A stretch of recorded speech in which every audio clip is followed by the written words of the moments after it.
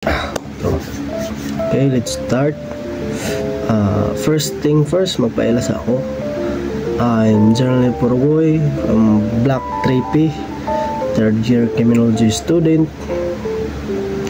And for today's video, ato isgutan ang proper way sa pag-serve sa warrant of arrest.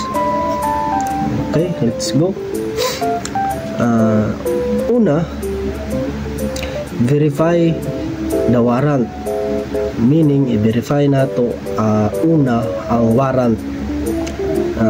I-check sa officer na tinuod ang warrant, tanawon og valid ba, and then mangayog copy sa korte para ma-confirm nimo na ang katong warrant na imong gigamit is legit, so para malikayan ang mga problema.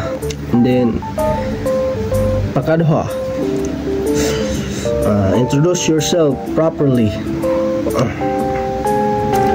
Pag-abot sa ka-officer sa lugar, kinahanglan magpaila siya sa iyang kaugalingon, kay para ang katong suspect na iyang gi-arrest is makaila sa iya. Katulo is assert authority. Kinahanglan ipahayag sa officer ang iyang authority o ipasabot nga no naa siya dito. Importante man kay para masabtan sa tao nga legal ang kanang pag-aresto bitaw sa iya. So dapat na assert authority. Yes, and then kaupat, what if they refuse entry? Kung dili sila mosugot nga mosulod ang isa ka officer, na chance na gamitan na og force, diba? Kay alangan naman if na kay arestuhon tapos di ka magamit og kusog kung sa may pulos sa imong gitrainingan, diba? So yes, mao na mga what if dili sila masugot nga arestuhon sila, so wala kay choice kung dili magamit ta og force. Step 5 is showing the warrant. Ipakita nimo ang warrant sa isa ka suspect, kay para ma-aware siya ba nga na siya warrant, so dapat siya managot. Okay, and then step 6, secure the person. Of course, pagkahuman nimo pag-aresto sa isa ka suspect, kinahanglan nimo siya i-secure para malikayan ang kuan ba, basin di ay katong isa ka suspect na yung mga tao nagdumot sa iya. So dapat atong gihapon ihatag sa iya ang right na i-secure nato ang isa ka suspect. Tapos step 7,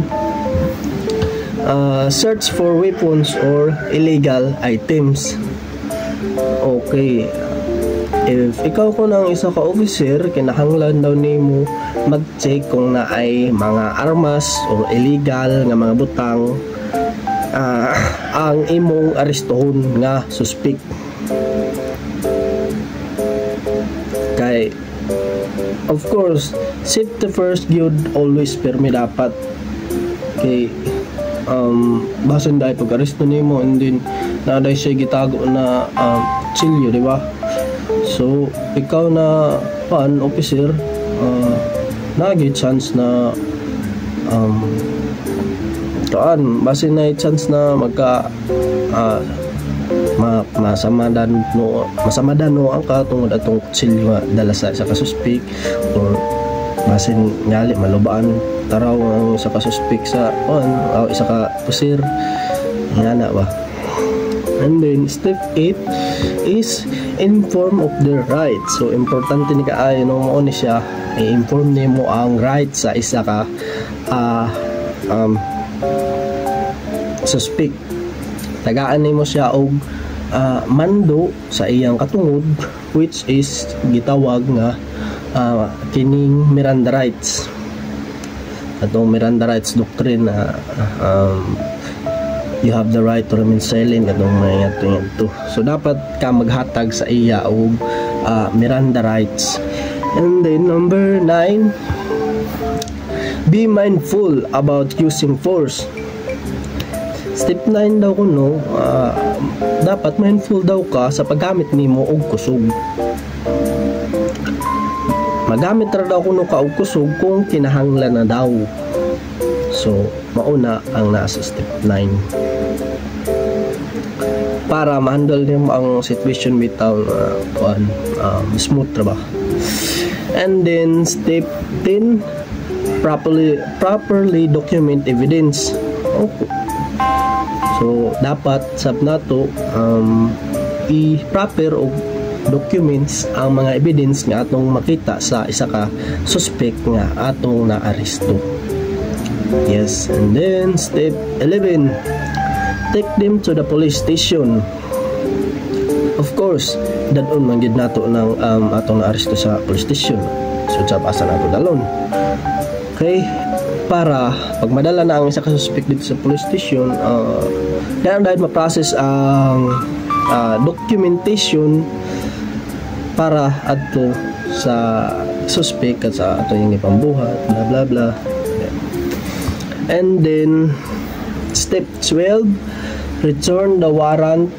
Ibalik daw ang warrant. Kinahanglan daw ibalik ang warrant sa korte kung asa kini gi-issue gamit ang sakto nga porma. So kung unsay porma atong warrant, kung unsay naa atong warrant nga imong gi-issue sa isa ka suspect pag aresto nimo, so pagbalik nimo ana sa korte kay dapat man gyud na ibalik. So dapat katong warrant is exactly the same ra gihapon sa katong pag-arrest nimo. So dili siya magisi or walay makuan damage sa warrant kay para walay dili ma-question ang isa ka officer. And then step 13 diri na ang transfer to jail. Sa katapusan kung naa na ang commitment order gikan sa korte, ang isa ka arrested person is kinahanglan na gyud siya i-transfer na sa jail o prison. Depende na lang na sa iyang crime na gi-commit. Kung asa siya ibutang, kung mga minor na crime ra iyang gibuhat, so sa municipal jail. Mga dagko nga crime ang iyang gi-commit, inyo nato dagkong crime, mga murder, so dito na siya sa mga national prison, kanang mga kuana de perpetua man ata to. I don't know, kalimot na ako. So maura to ang akong explanation sa pag-arrest sa isa ka tao, mga procedure sa pag-arrest. Maura to ang akong explanation sa procedure sa pag-arrest sa isa ka suspect. Hinaot ko nga nasabtan ninyo ang akong explanation, nasabtan. Maura to ang akong video. Peace.